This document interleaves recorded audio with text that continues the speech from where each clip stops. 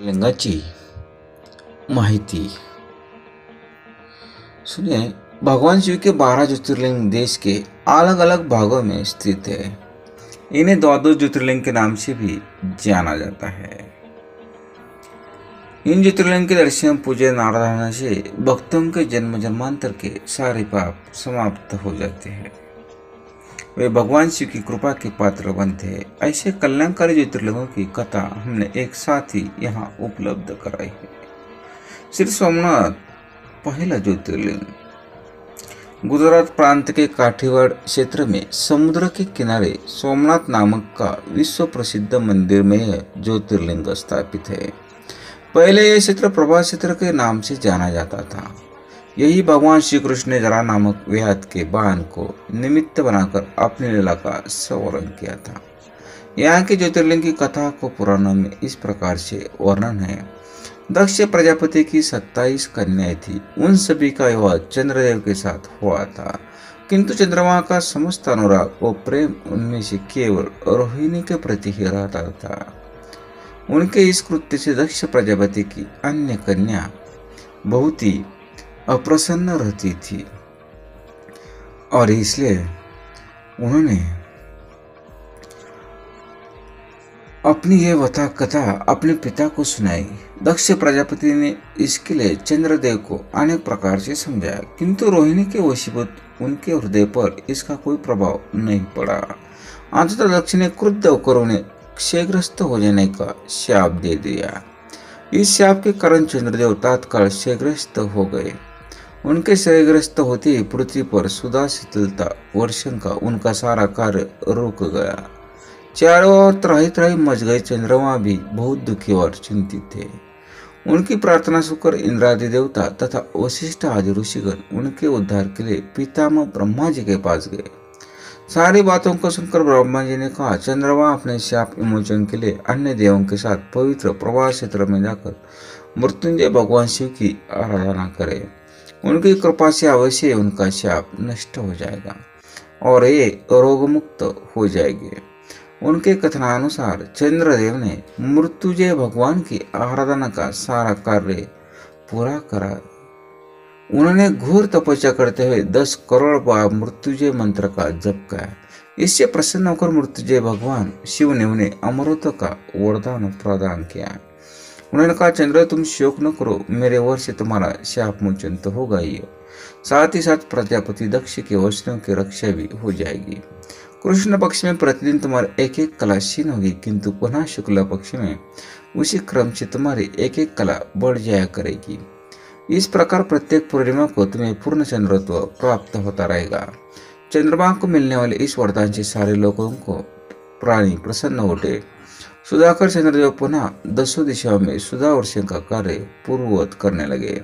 शाप मुक्त होकर चंद्रदेव ने अन्य देवताओं के साथ मिलकर मृत्युंजय भगवान से प्रार्थना की कि आप माता पार्वती के साथ सदा के लिए प्राणों के उद्धारार्थ यहाँ निवास करें। भगवान शिव उनकी इस प्रार्थना को स्वीकार करके ज्योतिर्लिंग के रूप में माता पार्वती के साथ तभी से यह सोमनाथ गुजरात में रहने लगे। पावन प्रभास क्षेत्र में स्थित इस सोमनाथ ज्योतिर्लिंग की महिमा महाभारत, श्रीमद् भागवत तथा स्कंद पुराण आदि में विस्तार से बताई गई है। चंद्रमा का एक नाम सोम भी है। उन्होंने भगवान शिव को ही अपना नाथ स्वामी मानकर यह तपस्या की थी। अतः इस ज्योतिर्लिंग को सोमनाथ कहा जाता है। इसके दर्शन पूजन आराधना से भक्तों के जन्म जन्मांतर के सारे पाप और दुष्कृत्य नष्ट हो जाते हैं। भगवान शिव और माता पार्वती की अक्षय कृपा का पात्र बन जाते हैं। मोक्ष का मार्ग उनके लिए सहज ही सुलभ हो जाता है। इनके लौकिक पारलौकिक सारे कृत्य स्वयं में सफल हो जाते हैं। दूसरा ज्योतिर्लिंग थे मल्लिकार्जुन। यह आंध्र प्रदेश में कृष्णा नदी के तट पर दक्षिण के कैलाश कहे जाने वाले श्रीशैल पर्वत पर श्री मल्लिकार्जुन ज्योतिर्लिंग स्थित है। महाभारत, शिव पुराण तथा पद्म पुराण आदि धर्मग्रंथों में इसकी महिमा और महत्ता का विस्तार से वर्णन किया गया है। महाभारत, शिव पुराण तथा पद्म पुराण आदि धर्म ग्रंथों में इसकी महिमा और महत्ता का विस्तार से वर्णन किया गया है। पुराणों में इस ज्योतिर्लिंग की कथा इस प्रकार से वर्णन है। एक समय की बात है, भगवान शंकर जी के दोनों पुत्र श्री गणेश और श्री कार्तिकेय स्वामी विवाह के लिए परस्पर झगड़ने लगे। प्रत्येक का आग्रह था कि पहले मेरा विवाह किया जाए। उन्हें लड़ते झगड़ते देखकर भगवान शंकर और माँ भवानी ने कहा, तुम लोगों में से जो पहली पृथ्वी चक्कर लगाएगा यह वापस लौट आएगा, उसी का विवाह पहले किया जाएगा। माता पिता की यह बात सुनकर श्री कार्तिकेय स्वामी तो अपनी वाहन मयूर पर विराजित हो तुरंत पृथ्वी पर दर्शन के लिए दौड़ पड़े। लेकिन गणेश जी के लिए तो यह कार्य बड़ा ही कठिन था। एक तो उनकी काया स्थूल थी, दूसरे उनका वाहन भी मूषक चौहा था। भला वे दौड़ में स्वामी कार्तिकेय की बराबरी किस प्रकार कर पाते। लेकिन उनकी काया जितनी स्थूल भी थी, बुद्धि उसी के अनुपात में सूक्ष्म और तीक्ष्ण थी। उन्होंने अविलंब पृथ्वी की परिक्रमा का एक सुगम उपाय खोज निकाला। सामने बैठे माता पिता का पूजन करके पश्चात उन्होंने अपने माता पिता को भी पूजन करके पश्चात उनकी 7 प्रदक्षिणाएं करके उन्होंने पृथ्वी प्रदक्षिणा का कार्य पूरा कर लिया। उनका यह कार्य शास्त्रानुमोदित था। पितरोच्च पूजन कृत्वा प्रक्रांति च करोति तस्यैव पृथ्वीजन्य फल भवति निश्चितम्। पूरी पृथ्वी का चक्कर लगाकर स्वामी कार्तिकेय जब तक लौटे तब तक गणेश जी का सिद्धि और बुद्धि नाम वाली 2 कन्याओं के साथ विवाह हो चुका था और उन्हें श्यम तथा लाभ नामक 2 पुत्र भी प्राप्त हो चुके थे। ये सब देखकर स्वामी कार्तिकेय अत्यंत रुष्ट और क्रोध पर्वत पर चले गए। माता पार्वती उन्हें मनाने पहुंची। पीछे शंकर भगवान भी वहां पहुंचकर ज्योतिर्लिंग के रूप में प्रकट हुए और तब से मल्लिकार्जुन ज्योतिर्लिंग के नाम से प्रख्यात हुए। इनके अर्चना सर्वप्रथम मल्लिका पुष्पों से की गई थी। मल्लिकार्जुन नाम पड़ने का यही कारण है। एक दूसरी कथा यह भी कही जाती है, इस शैल पर्वत के निकट किसी समय राजा चंद्रगुप्त की राजधानी थी। किसी विपत्ति विशेष के निवारणार्थ उनकी एक कन्या महल से निकलकर इस पर्वतराज के आश्रम में आकर यहाँ के गोपों के साथ रहने लगी। उस कन्या के पास एक बड़ी शुभ लक्षणा सुंदरा श्यामा गौ थी और उस गौ का दूध रात में कोई चोरी से दूह ले जाता था। एक दिन संयोगवश उस राजकन्या ने चोर को दूध धोते देख लिया और क्रुद्ध होकर उस चोर की ओर दौड़ी, किंतु गौ के पास पहुंचकर उसने देखा कि वहां शिवलिंग के अतिरिक्त और कुछ नहीं है। राजकुमार ने कुछ समय पश्चात उस शिवलिंग पर एक विशाल मंदिर का निर्माण कराया। यही शिवलिंग मल्लिकार्जुन के नाम से प्रसिद्ध है। शिवरात्रि के पर्व पर यहाँ बहुत बड़ा मेला लगता है। इस मल्लिकार्जुन शिवलिंग का दर्शन, पूजन एवं अर्चन करने वाले भक्तों की सभी सात्विक मनोकामना पूर्ण हो जाती है। उनकी भगवान शिव के चरणों में स्थिर प्रीति हो जाती है। दैहिक, दैविक, भौतिक सभी प्रकार की बाधाओं से वे मुक्त हो जाते हैं। तीसरा ज्योतिर्लिंग है महाकालेश्वर। ये महाकालेश्वर ये परम पवित्र ज्योतिर्लिंग मध्य प्रदेश के उज्जैन नगर में स्थित है। पुण्य सलिला शिप्रा नदी के तट पर स्थित उज्जैन प्राचीन काल में उज्जैनी के नाम से विख्यात था। इस अवंतिका पुरी भी कहते थे। यह भारत की परम पवित्र सप्तपुरियों में से एक है। महाभारत, शिव पुराण एवं स्कंद पुराण में महाकाल ज्योतिर्लिंग की महिमा का पूरे विस्तार के साथ वर्णन किया गया है। इस ज्योतिर्लिंग की कथा पुराणों में इस प्रकार वर्णित है। प्राचीन काल में उज्जैन में राजा चंद्रसेन राज्य करते थे। वह परम शिव भक्त थे। एक दिन श्रीकर नामक एक 5 वर्ष का गोप बालक अपनी माँ के साथ उधर से गुजर रहा था। राजा का शिव पूजन देखकर उसे बहुत विस्मय और कौतूहल हुआ।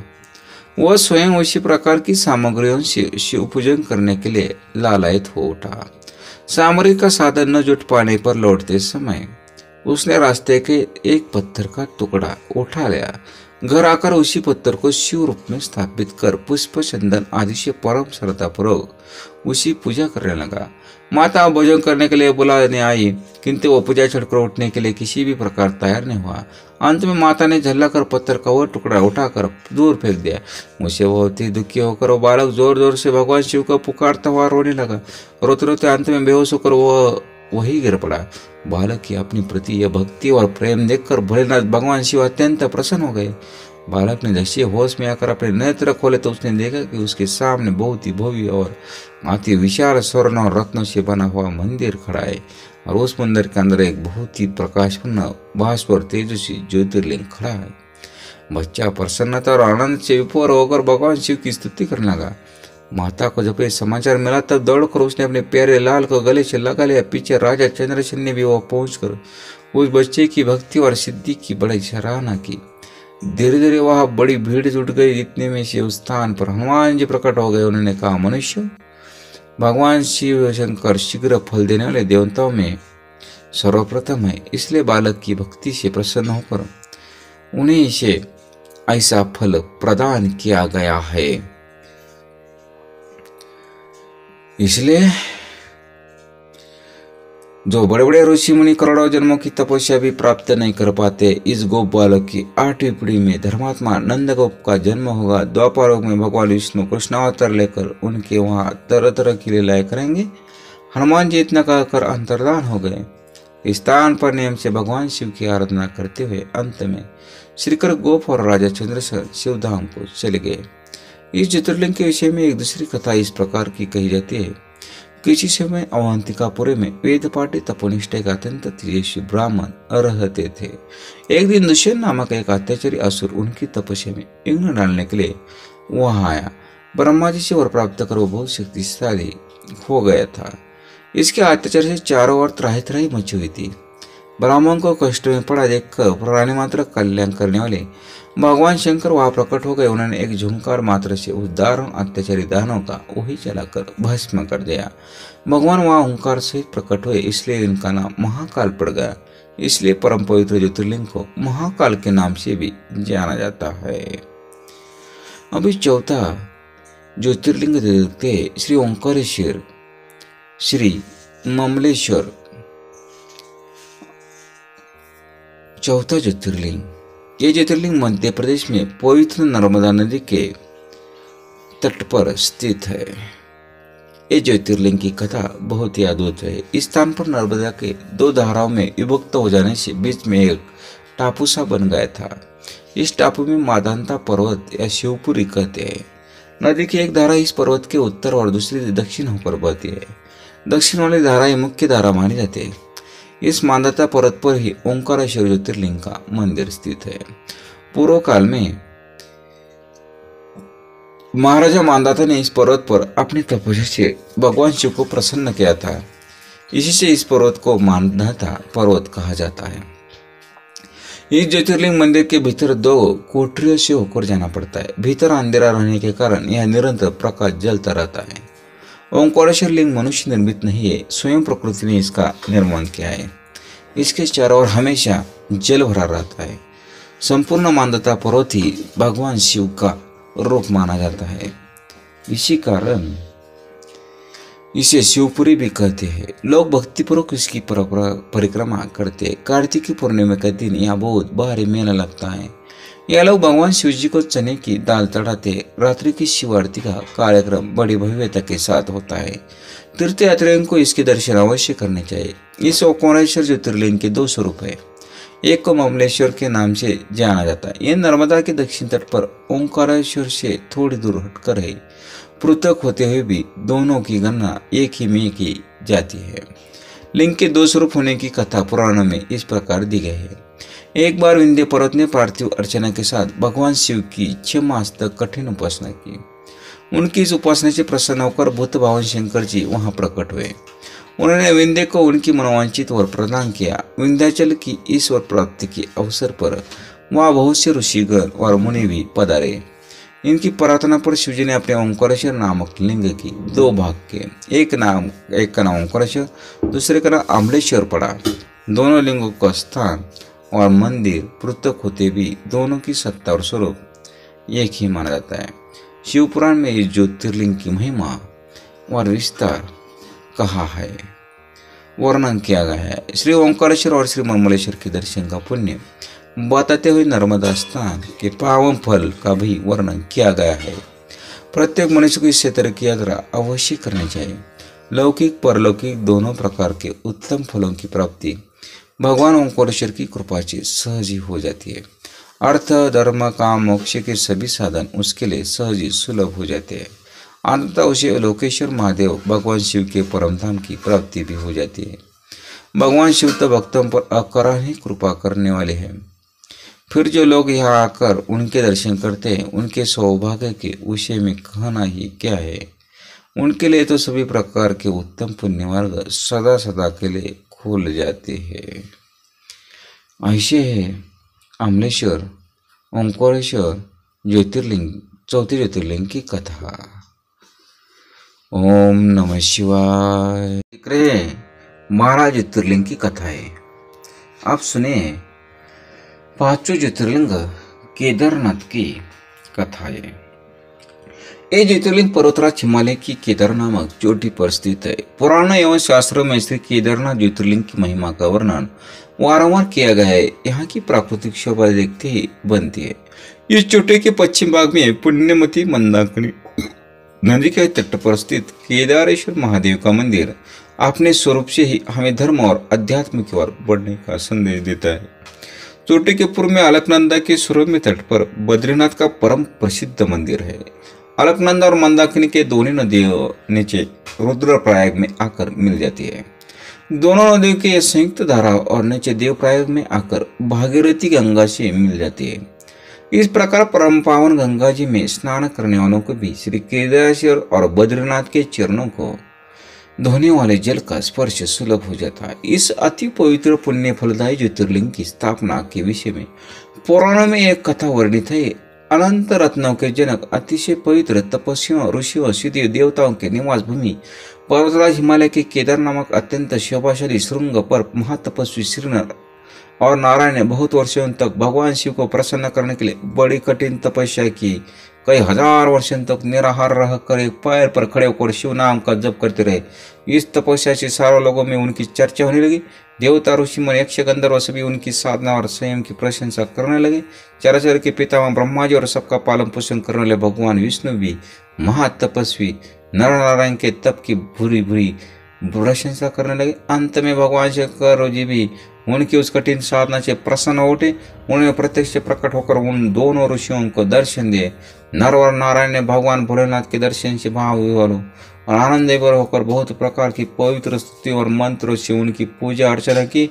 भगवान शिव जी ने अत्यंत प्रसन्न होकर उनसे वो वर मांगने को कहा। भगवान शिव की यह बात सुनकर दोनों ऋषियों ने उनसे कहा, देवादिदेव महादेवा, यदि आप हम पर प्रसन्न है तो भक्तों के कल्याण हेतु आप सदा सर्वदा के लिए अपने स्वरूप को यहाँ स्थापित करने की कृपा करें। आपके यहाँ निवास करने से स्थान सभी प्रकार से अत्यंत पवित्र उठेगा। यहाँ आपका दर्शन पूजन करने वाले मनुष्य को आपकी अविनाशी भक्ति प्राप्त हुआ करेगी। प्रभु, आप मनुष्यों के कल्याण और उनके उद्धार के लिए अपने स्वरूप को यहाँ स्थापित करने के हमारी प्रार्थना अवश्य ही स्वीकार करें। उनकी प्रार्थना सुनकर भगवान शिव ने ज्योतिर्लिंग के रूप में वहां वास करना स्वीकार किया। केदार नामक हिमालय श्रृंग पर स्थित होने के कारण इस ज्योतिर्लिंग को श्री केदारेश्वर ज्योतिर्लिंग के रूप में जाना जाता है। भगवान शिव से वर मांगते हुए नर और नारायण ने इस ज्योतिर्लिंग और इस पवित्र स्थान के विषय में जो कुछ कहा है वह अक्षरशः सत्य है। इस ज्योतिर्लिंग के दर्शन पूजन तथा यहाँ स्नान करने से भक्तों को लौकिक फलों की प्राप्ति होने के साथ साथ अचल शिव भक्ति तथा मोक्ष की प्राप्ति भी हो जाती है। अब इस छठवां ज्योतिर्लिंग भीमाशंकर की कथा सुनिए। ये ज्योतिर्लिंग पुणे से लगभग 100 किलोमीटर की दूरी पर सह्याद्री के पहाड़ी पर स्थित है। इस भीमाशंकर भी कहते ज्योतिर्लिंग की स्थापना के विषय में शिव पुराण में एक कथा वर्णित है। प्राचीन काल में भीम नामक एक महाप्रतापी राक्षस था। वो कामरूप प्रदेश में अपनी माँ के साथ रहता था। वो महाबली राक्षस रावण के छोटे भाई कुंभकर्ण का पुत्र था, लेकिन उसने अपने पिता को कभी देखा न था। उसके होश संभालने के पूर्व ही भगवान राम के द्वारा कुंभकर्ण का वध कर दिया था। जब वो युवावस्था को प्राप्त हुआ तब उसकी माता ने उसे सारी बातें बताई। भगवान विष्णु के अवतार श्री रामचंद्र जी द्वारा अपने पिता के वध की बात सुनकर वो महाबली राक्षस अत्यंत संतप्त क्रुद्ध हो उठा। वो निरंतर भगवान श्री हरि के वध का उपाय सोचने लगा। उसने अपने अभिष्ट की प्राप्ति के लिए 1000 वर्ष तक कठिन तपस्या की और उसकी तपस्या से प्रसन्न होकर ब्रह्मा जी ने उसे लोक विजयी होने का वर दे दिया। अब तो राक्षस ब्रह्मा जी के उस वर के प्रभाव से सारे प्राणियों को पीड़ित करने लगा। उसने देवलोक पर आक्रमण करके इंद्र और सारे देवताओं को वहां से बाहर निकाल दिया। पूरे देवलोक पर अब भीम का अधिकार हो गया। उसके बाद उसने भगवान श्रीहरि को भी युद्ध में परास्त किया। श्रीहरि को पराजित करने के पश्चात उसने कामरूप के परम शिवभक्त राजा सुदक्षिण पर आक्रमण करके उन्हें मंत्रियों अनुचरों सहित बंदी बना दिया। इस प्रकार धीरे धीरे उसने सारे लोकों पर अपना अधिकार जमा दिया और उसके अत्याचार से वेदों पुराणों शास्त्र स्मृतियों का सर्वत्र एकदम लोप हो गया। वह किसी को कोई भी धार्मिक कृत्य नहीं करने देता था। इस प्रकार यज्ञ दान तप स्वाध्याय आदि के सारे काम एकदम रुक गए। भीम के अत्याचार की भीषणता से घबरा कर ऋषि मुनि और देवगण भगवान शिव की शरण में गए और उनसे अपना तथा अन्य सारे प्राणियों का दुख कहा। उनकी प्रार्थना सुनकर भगवान शिव ने कहा, मैं शीघ्र ही उस अत्याचारी राक्षस का संहार करूंगा। उसने मेरे प्रिय भक्त कामरूप नरेश सुदक्षिण को भी सेवकों से बंदी बना लिया है। वह अत्याचारी असुर अब और अधिक जीवित रहने का अधिकार नहीं रह गया। भगवान शिव से आश्वासन पाकर ऋषि मुनि और देवगण अपने अपने स्थान पर वापस लौट गए। इधर राक्षस भीम के बंदीगृह में पड़े हुए राजा सुदक्षिण ने भगवान शिव का ध्यान किया। वे अपने सामने पार्थिव शिवलिंग रखकर अर्चना कर रहे थे। उन्हें ऐसा करते देख क्रोधोन्मत्त होकर राक्षस भीम ने अपने तलवार से उस पार्थिव शिवलिंग पर प्रहार किया, किंतु उसकी तलवार का स्पर्श उस लिंग से हो भी नहीं पाएगा कि उसके भीतर से साक्षात शंकर जी प्रकट हो गए। उन्होंने अपने हुंकार मात्र से उस राक्षस को ही जलाकर भस्म कर दिया। भगवान शिव जी का यह अद्भुत कृत्य देखकर सारे ऋषिमुनि और देवगण वहां एक होकर उनकी स्तुति करने लगे। उन लोगों ने भगवान शिव से प्रार्थना की कि महादेवा, आप लोक कल्याणार्थ अब सदा के लिए यही निवास करें। यह क्षेत्र शास्त्रों में अपवित्र बताया गया है, आपके निवास से परम पवित्र पुण्य क्षेत्र बन जाएगा। भगवान शिव ने सबकी ये प्रार्थना स्वीकार कर ली और वहां ये ज्योतिर्लिंग के रूप में सदा के लिए निवास करने लगे। इनका ये ज्योतिर्लिंग भीमेश्वर के नाम से विख्यात हुआ। शिव पुराण में एक कथा पर विस्तार से दी गई है। ये ज्योतिर्लिंग की महिमा अमोघ है, इसके दर्शन का फल कभी व्यर्थ नहीं जाता। भक्तों की सभी मनोकामनाएं ये आकर पूर्ण हो जाती है। अभी देखते हैं 7वां ज्योतिर्लिंग, काशी विश्वनाथ ज्योतिर्लिंग। यह ज्योतिर्लिंग उत्तर भारत की प्रसिद्ध नगरी काशी में स्थित है। इस नगरी का प्रलय काल में भी लोप नहीं होता। इस समय भगवान अपनी वासभूमि इस पवित्र नगरी को अपनी त्रिशूल पर धारण कर लेते हैं और सृष्टिकार आने पर पुनः यथास्थान रख देते हैं। सृष्टि की आदि स्थली भी इसी नगरी को बताया जाता है। भगवान विष्णु ने इसी स्थान पर सृष्टि कामना से तपस्या करके भगवान शंकर जी को प्रसन्न किया था। अगस्त्य मुनि ने भी इसी स्थान पर अपनी तपस्या द्वारा भगवान शिव को संतुष्ट किया था। इस पवित्र नगरी की महिमा ऐसी है कि यहाँ जो भी प्राणी अपने प्राण त्याग करता है उसे मोक्ष की प्राप्ति होती है। भगवान शंकर उसके कान में तारक मंत्र का उपदेश करते। इस मंत्र के प्रभाव से पापी प्राणी भी सहज से भवसागर की बाधाओं से पार हो जाते हैं। विषयासक्त चितोपि त्यक्त धर्म तीर्ण रहा, यह क्षेत्र मृत सोपी संसारे न पुनर्भवेत। अर्थात विषयों में आसक्त अधर्मी व्यक्ति भी यदि इस काशी क्षेत्र में मृत्यु को प्राप्त हो तो उसे भी पुनः संसार बंधन में नहीं आना पड़ता। मत्स्य पुराण में इस नगरी का महत्व बताते हुए कहा गया है, जब ध्यान और ज्ञान रहित तथा दुखों से पीड़ित मनुष्यों के लिए काशी की एकमात्र परम गति है। श्री विश्वनाथ के आनंद कानन में दशाश्वमेध, लोलार का बिंदुमाधव, केशव और मणिकर्णा का ये 5 प्रश्न तीर्थ है। इसे अविमुक्त क्षेत्र ही कहा जाता है। जप ध्यान विना ज्ञान वर्जित चेतसाम तथा दुःखा हतानाच गती वर्णानाशी निर्नाम तीर्थाना पंचगसार विश्वेशानंद कानने दशाश्वमेध लोलार्क केशव बिंदु माधवा पंचमी तुम महाश्रेष्ठा प्रोचित मणिकर्णिका एविस्तु तीर्थ वैरच्यु वर्णते ये विमुक्त कमा इस परम पवित्र नगरी के उत्तर की तरफ ओंकार खंड, दक्षिण में केदार खंड, बीच में विश्वेश्वर खंड, प्रसिद्ध विश्वनाथ ज्योतिर्लिंग इसी खंड में स्थित है। पुराणों में इस ज्योतिर्लिंग के संबंध में एक कथा दी गई। भगवान शंकर पार्वती से विवाह करके कैलाश पर्वत पर रह रहे थे, लेकिन वहाँ पिता के घर में ही विवाहित जीवन बिताना पार्वती जी को अच्छा नहीं लगता था।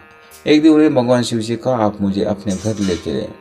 यार आना मुझे अच्छा नहीं लगता, सारे लड़कियां शादी के बाद अपने पति के घर जाती है, मुझे पिता के घर में ही रहना पड़ रहा है। भगवान शिव ने उनकी यह बात स्वीकार कर ली। माता पार्वती को साथ लेकर अपनी पवित्र नगरी काशी में आ गए। यहाँ आकर वे विश्वनाथ ज्योतिर्लिंग के रूप में स्थापित हो गए। इस ज्योतिर्लिंग के दर्शन पूजन द्वारा मनुष्य समस्त पापों तापों छुटकारा पा जाता है।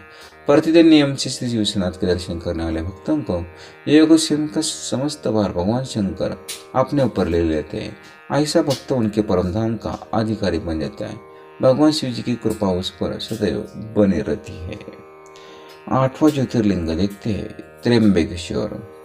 यह ज्योतिर्लिंग महाराष्ट्र प्रांत में नासिक से 30 किलोमीटर दूर पश्चिम में स्थित है। ये ज्योतिर्लिंग की स्थापना के विषय में शिव पुराण में एक कथा वर्णित है। एक बार महर्षि गौतम के तपोवन में रहने वाली ब्राह्मणों की पत्नियां किसी बार उनकी पत्नी अहिल्या से नाराज हो गई। उन्होंने अपने पतियों को ऋषि गौतम का अपकार करने के लिए प्रेरित किया। उन ब्राह्मणों ने उसके निमित्त भगवान श्री गणेश जी की आराधना की। उनके आराधना से प्रसन्न होकर गणेश जी ने प्रकट होकर उनसे वर मांगने को कहा। उन ब्राह्मणों ने कहा, प्रभु यदि आप हम पर प्रसन्न है तो किसी प्रकार ऋषि गौतम को इस आश्रम से बाहर निकाल दे। उनके बाद शंकर गणेश ने उन्हें ऐसा वर मांगने के लिए समझाया, किंतु वे अपने आग्रह पर अटल रहे। अंततः गणेश जी को विवश होकर उनकी बात माननी पड़ी। अपने भक्तों को मन रखने के लिए वे एक दुर्बल गाय का रूप धारण करके ऋषि गौतम के खेत में जाकर रहने लगे। गाय को फसल चरते देखकर ऋषि बड़ी नरमी के साथ हाथ में तृण लेकर उसे आंकने के लिए लपके। उन तृणों का स्पर्श होते ही वो गाय वही मरकर गिर पड़ी। अब तो बड़ा हाहाकार मचा। सारे ब्राह्मण एकत्र होकर गो हत्या कर ऋषि गौतम की भर्त्सना करने लगे। ऋषि गौतम इस घटना से बहुत आश्चर्यचकित और दुखी थे। अब उन सारों ब्राह्मणों ने कहा कि तुम्हें यह आश्रम छोड़कर अन्यत्र कई दूर चले जाना चाहिए। गौ हत्या के निकट रहने से हमें भी पाप लगेगा। विवश होकर ऋषि गौतम अपनी पत्नी अहिल्या के साथ वहां से कुछ दूर जाकर रहने लगे, किंतु उन ब्राह्मणों ने वहां भी उनका रहना दुर्भर कर दिया। वे कहने लगे, गौ हत्या के कारण तुम्हें अब वेद पाठ और यज्ञादि के कार्य करने का कोई अधिकार नहीं रह गया। अत्यंत अनुनय भाव से ऋषि गौतम ने उन ब्राह्मणों से प्रार्थना की कि आप लोग मेरे प्रायश्चित और उद्धार का कोई उपाय बताएं। तब उन्होंने कहा, गौतम तुम अपने पाप को सर्वत्र सबको बताते हुए 3 बार पूरी पृथ्वी की परिक्रमा करे और फिर लौटकर यहाँ 1 महीने तक व्रत करो। इसके बाद ब्रह्मगिरी को 100 परिक्रमा करने के बाद तुम्हारी सिद्ध देगी। आत्मा गंगा जी को लाकर उनके जल से स्नान करके 1 करोड़ पार्थिव शिवलिंगों से शिव जी की आराधना करो। इसके बाद पुनः गंगा जी में स्नान करके ये ब्रह्मगिरी की 11 बार परिक्रमा करो। फिर 100 गुणों के पवित्र जल से पार्थिव शिवलिंगों को स्नान करने से तुम्हारा उद्धार होगा। ब्राह्मणों के कथनानुसार महर्षि गौतम वे सारे कार्य पूरे करके पत्नी के साथ पूर्ण तल्लीन होकर भगवान शिव की आराधना करने लगे। इससे प्रसन्न ही भगवान शिव ने प्रकट होकर उनसे वर मांगने को कहा। महर्षि गौतम ने उनसे कहा, भगवान मैं यही चाहता हूँ कि आप मुझे गौ हत्या के पाप से मुक्त कर दे। भगवान शिव ने कहा, गौतम तुम सर्वथा निष्पाप हो। गौ हत्या का अपराध तुम पर छलपूर्वक लगाया गया था। छलपूर्वक ऐसा करवाने वाले तुम्हारे आश्रम के ब्राह्मणों को मैं दंड देना चाहता हूँ। इस पर महर्षि गौतम ने कहा, प्रभु इन्हीं के निमित्त से तो मुझे आपका दर्शन प्राप्त हुआ है। अब उन्हें मेरा परम हित समझकर उन पर आप क्रोध न करें। बहुत से ऋषि मुनियों और देवगणों ने वहाँ एकत्र हो गौतम की बात का अनुमोदन करते हुए भगवान शिव से सदा वहाँ निवास करने की प्रार्थना की। उनकी बात मानकर वहाँ त्र्यंबक ज्योतिर्लिंग का नाम से स्थित हो गए। गौतम जी द्वारा लाई गई गंगा जी भी वहाँ पास में गोदावरी नाम से प्रभावित होने लगी। ये ज्योतिर्लिंग समस्त पुण्यों को प्रदान करने वाला है। 9वां ज्योतिर्लिंग देखते हैं, वैद्यनाथ। ये ज्योतिर्लिंग बिहार प्रांत के संताल परगने में स्थित है। शास्त्र और लोक दोनों में उसकी बड़ाई प्रसिद्धता है। इनकी स्थापना के विषय में एक कथा कही जाती है कि एक बार राक्षस रावण ने हिमालय पर जाकर भगवान शिव की दर्शन प्राप्त करने के लिए बड़ी घोर तपस्या की। उसने एक करके अपने सिर काटकर शिवलिंग पर चढ़ाना शुरू किया। इस प्रकार उसने अपने 9 सिर वहां काटकर चढ़ा दिया। जब वो अपना 10वां और अंतिम शिकार पर चढ़ने निकले उद्युक्त हुआ, तब भगवान शिव अति प्रसन्न और संतुष्ट होकर उसके समक्ष प्रकट हो गए। शीश काटने को उद्यत रावण का हाथ पकड़ उन्होंने उसे ऐसा करने से रोक दिया। उसके नौसिर भी पहले ही की तरह जोड़ दिया और अत्यंत प्रसन्न होकर उसने वर मांगने को कहा। रावण ने वर के रूप में भगवान शिव से उस शिवलिंग की अपनी राजधानी लंका में ले जाने की अनुमति मांगी। भगवान शिव ने उसे वरदान दे दिया, लेकिन एक शर्त भी उसके साथ लगाती। उन्होंने कहा, तुम शिवलिंग ले जा सकते हैं, किंतु यदि रास्ते में उसे कहीं रख दे तो यह वही अचल हो जाएगा, तुम फिर उसे उठा न सकोगे। रावण इस बात को स्वीकार करके उस शिवलिंग को उठाकर लंका के लिए चल पड़ा। चलते चलते एक जगह मार्ग में लगे उसे लघु शंका करने की आवश्यकता महसूस हुई। वो शिवलिंग को एक अहिर के हाथ में थमाकर लघु शंका की निवृत्ति के लिए चल पड़ा। उस अहिर को शिवलिंग का भार बहुत अधिक लगा और वह उसे संभाल न सका। विवश होकर उसने शिवलिंग को वही भूमि पर रख दिया। रावण जब लौट कर आए तब वो बहुत प्रयत्न करके बाद में उस शिवलिंग को किसी प्रकार भी उठा न सका। अंत में थककर उस पवित्र शिवलिंग पर अपने अंगूठे का निशान बनाकर उसे वही छोड़कर लंका का लौट गया। तपश्चात ब्रह्मा विष्णु आदि देवताओं ने वहां आकर उस शिवलिंग की पूजन किया। इस प्रकार वह उसकी प्रतिष्ठा कर वे लोग अपने अपने धाम को लौट गए। यह ज्योतिर्लिंग श्री वैद्यनाथ के नाम से जाना जाता है। यह श्री वैद्यनाथ ज्योतिर्लिंग अनंत फलों के देने वाला है। यह 11 अंगुल ऊंचा है। इसके ऊपर अंगूठे के आकार का गड्ढा है। कहा जाता है कि यह वही निशान है जिसे रावण ने अपने अंगूठे से बनाया था। यहाँ दूर दूर से तीर्थों का जल लाकर चढ़ाने का विधान है और रोग मुक्ति के लिए भी इस ज्योतिर्लिंग की महिमा बहुत प्रसिद्ध है। पुराणों में बताया गया है कि जो मनुष्य इस ज्योतिर्लिंग का दर्शन करता है उसे अपने समस्त पापों का छुटकारा मिल जाता है। उस पर भगवान शिव की कृपा सदा बनी रहती है। दैहिक दैविक भौतिक कष्ट उसके पास भूलकर भी नहीं आते। भगवान शंकर की कृपा से वह सारी बाधाओं समस्त रोगों शिवकों से छुटकारा पा जाता है। इसे परम शांतिदायक शिवधाम की प्राप्ति होती है। 10वां ज्योतिर्लिंग देखते हैं नागेश्वर ज्योतिर्लिंग। भगवान शिव का यह प्रसिद्ध ज्योतिर्लिंग गुजरात प्रांत में द्वारकापुरी से लगभग 17 मील की दूरी पर स्थित है। इस पवित्र ज्योतिर्लिंग के दर्शन के शास्त्रों में बड़ी महिमा बताई गई है। कहा गया है कि जो श्रद्धापूर्वक इसकी उत्पत्ति और महात्म्य की कथा सुनेगा वो सारे पापों से छुटकारा पाकर समस्त सुखों का भोग करता हुआ अंत में भगवान शिव के परम पवित्र दिव्य धाम को प्राप्त हुआ।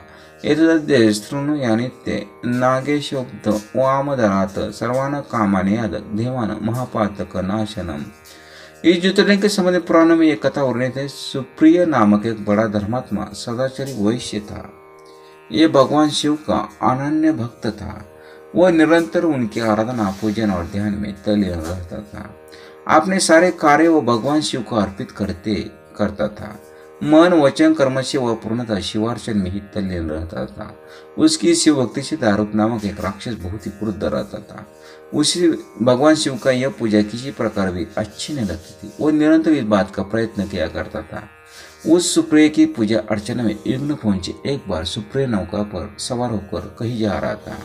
उस दुष्ट राक्षस दारुक ने यह उपयुक्त अवसर देखकर नौका पर आक्रमण कर दिया। उसके नौका में सवार सभी यात्रियों को पकड़कर अपनी राजधानी में ले जाकर कैद कर लिया।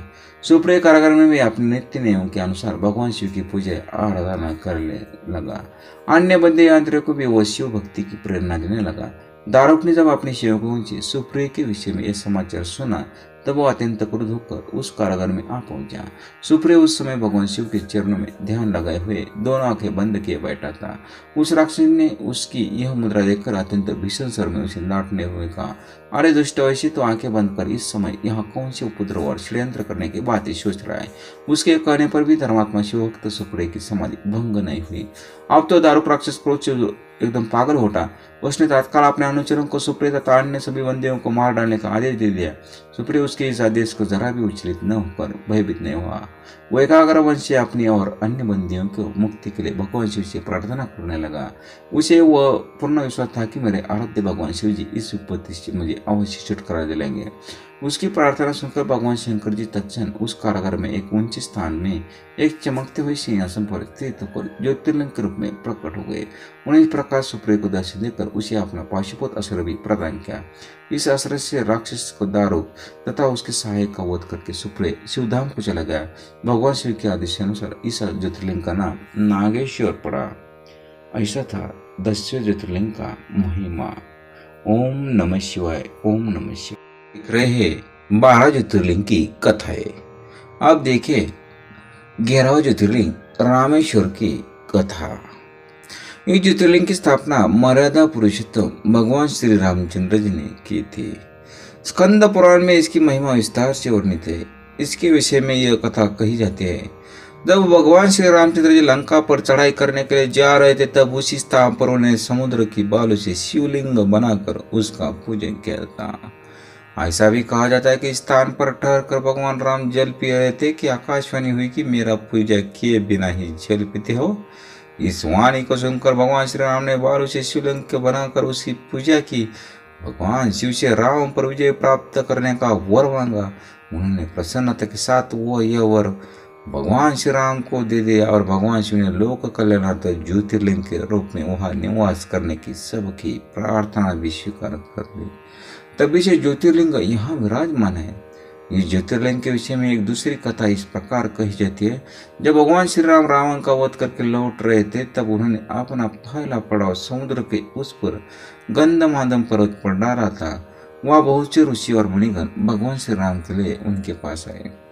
उन सभी का आदर सत्कार करते हुए भगवान राम ने उनसे कहा कि पुलस्त्य के वंश रावण का धव करने के कारण मुझ पर ब्रह्म हत्या का पाप लग गया है। आप लोग मुझे इससे निवृत्ति का कोई उपाय बताए। ये बात सुनकर वहां उपस्थित सारे ऋषि मुनियों ने एक स्वर से कहा कि आप यहाँ शिवलिंग की स्थापना कीजिए, इससे आप ब्रह्म हत्या के पाप से छुटकारा पा जाएंगे। भगवान श्री राम ने उनकी यह बात स्वीकार कर हनुमान जी को कैलाश पर्वत जाकर वहां से शिवलिंग लाने का आदेश दिया। हनुमान जी तत्काल ही वहां जा पहुंचे, लेकिन उन्हें उस समय वहां भगवान शिव के दर्शन नहीं हुए। अतः उनका दर्शन प्राप्त करने के लिए वहीं बैठकर तपस्या करने लगे। कुछ काल पश्चात शिव जी के दर्शन प्राप्त कर हनुमान जी शिवलिंग लेकर लौटे, किंतु तब तक शिव मुहूर्त बीत जाने की आशंका से यहाँ सीता जी द्वारा लिंग की स्थापना का कार्य कराया जा चुका था। हनुमान जी को यह सब देखकर बहुत दुख हुआ। उन्होंने अपनी व्यथा भगवान श्री राम से कह सुनाई। भगवान ने पहले ही लिंग स्थापित किए जाने के कारण हनुमान जी को बताते हुए कहा कि यदि तुम चाहो तो इस लिंग को यहाँ से उखाड़ कर हटा दो। हनुमान जी अत्यंत प्रसन्न होकर उस लिंग को उखाड़ने लगे, किंतु बहुत प्रयत्न करने पर भी वह टस से भी मस नहीं हुआ। अंत में उन्होंने इस लिंग को अपनी पूंछ में लपेटकर उखाड़ने का प्रयत्न किया, फिर भी वो जो को त्यो अड़िग बना रहा। उल्टे हनुमान जी ही धक्का खाकर एक को दूर मूर्छित होकर जा गिरे। उनके शरीर से रक्त बहने लगा। ये देखकर सभी लोग अत्यंत व्याकुल हो उठे। माता सीता जी पुत्र से भी प्यारे अपने भगवान हनुमान के शरीर पर हाथ फेरती हुई विलाप करने लगी। मूर्छा दूर होने पर हनुमान जी ने भगवान श्री राम को परम ब्रह्म के रूप में सामने देखा। भगवान ने उन्हें शंकर जी की महिमा बताकर उनका प्रबोध किया। हनुमान जी द्वारा लाई गई लिंग की स्थापना भी वही पास में करा दी। ऐसे रामेश्वर की कथा आप देखते हैं। सबसे लास्ट के श्री कृष्णेश्वर ज्योतिर्लिंग की कथा। द्वादश ज्योतिर्लिंग में यह अंतिम ज्योतिर्लिंग है। इसे घृष्णेश्वर भी कहा जाता है। यह महाराष्ट्र प्रदेश में दौलताबाद से 12 किलोमीटर दूर वेरूळ गांव के पास स्थित है। इस ज्योतिर्लिंग के विषय में पुराण में एक कथा वर्णित है। दक्षिण देश में देवगिरी पर्वत के निकट सुधर्मा नामक एक अत्यंत तेजस्वी तपनिष्ठ ब्राह्मण रहता था। उसकी पत्नी का नाम सुदेहा था। दोनों में परस्पर बहुत प्रेम था। किसी प्रकार का कोई कष्ट उन्हें नहीं था, लेकिन उन्हें कोई संतान नहीं था। ज्योतिषी गणना से पता चला कि सुदेहा के गर्भ से संतानोत्पत्ति हो ही नहीं सकती। सुदेहा संतान की बहुत ही उत्सुक थी। उसने सुधर्मा से अपनी छोटी बहन से दूसरा विवाह करने का आग्रह किया। पहले तो सुधर्मा को यह बात नहीं जंची, लेकिन अंत में उन्हें पत्नी की जिद को आगे झुकना पड़ा। वे उसका आग्रह टाल नहीं पाए। वे अपनी पत्नी की छोटी बहन गुस्मा के ब्याह के कर घर ले आए। गुस्मा अत्यंत विनय और सदाचार शुरू थी और भगवान शिव की अनन्य भक्त थी। प्रतिदिन 101 पार्थिव शिवलिंग बनाकर हृदय की सच्ची निष्ठा के साथ उनका पूजन करती थी। भगवान शिव जी की कृपा से थोड़े दिन बाद उसके गर्भ से अत्यंत सुंदर स्वस्थ बालक ने जन्म लिया। बच्चे के जन्म से सुदेहा और गुस्मा दोनों के ही आनंद का पार न रहा। दोनों के दिन बड़े आराम से बीत रहे थे, लेकिन न जाने कैसे थोड़े दिन बाद सुदेहा के मन में एक विचार ने जन्म ले लिया। वो सोचने लगी, मेरा तो इस घर में कुछ ही नहीं, सब कुछ गुस्मा का है। अब तक सुधर्मा के मन का कोई विचार रूपी अंकुर एक विशाल वृक्ष का रूप ले चुका था। अंततः एक दिन उसने घुसमा का युवा पुत्र को रात में सोते समय मार डाला। उसके शव को ले जाकर उसने उसी तालाब में फेंक दिया जिसमें घुसमा प्रतिदिन पार्थिव शिवलिंग को फेंका करती थी। मेरे पति पर भी उसने अधिकार जमा लिया, संतान भी उसी के। यह कुविचार धीरे धीरे उसके मन में बढ़ने लगा। इधर घुसमा का वो बालक भी बड़ा हो रहा था। धीरे धीरे वो जवान हो गया, उसका विवाह भी हो गया। अब तक सुधर्मा के मन में का कुविचार रूपी अंकुर एक विशाल वृक्ष का रूप ले लोग। अंततः एक दिन उसने घुसमा का युवा पुत्र को रात में सोते सोते मार डाला। उसके शव को ले जाकर उसने उसी तालाब में फेंक दिया जिसने उसमें प्रतिदिन पार्थिव शिवलिंग को फेंका करती थी। सुबह होते ही सबको पता चला लगा। पूरे घर में कोहराम मच गया। सुधर्मा और उसके पुत्र दोनों सिर पिट पिट कर फुट फुट कर रोने लगे। लेकिन घुसमा नित्य के बाती भगवान शिव की आराधना में तल्लीन रही, जैसे कुछ हुआ ही न हो। पूजा समाप्त करने के बाद वो पार्थिव शिवलिंग को तालाब में छोड़ने के लिए चल पड़ी। जब वो तालाब से लौटने लगी उसी समय उसका प्यारा लाल तालाब के भीतर से निकलकर आता हुआ दिखाई पड़ा। वो सदा की भांति आकर घुसमा के चरणों पर गिर पड़ा, जैसे कई आसपास से ही घूम कर आ रहे हो। इसी समय भगवान शिव भी वह प्रकट होकर घुसमा से वर मांगने को कहने लगे। वसुदेव की घृणा करतूत से अत्यंत क्रुद्ध हो उठे थे। अपने त्रिशूल द्वारा उसका गला काटने का उद्देश्य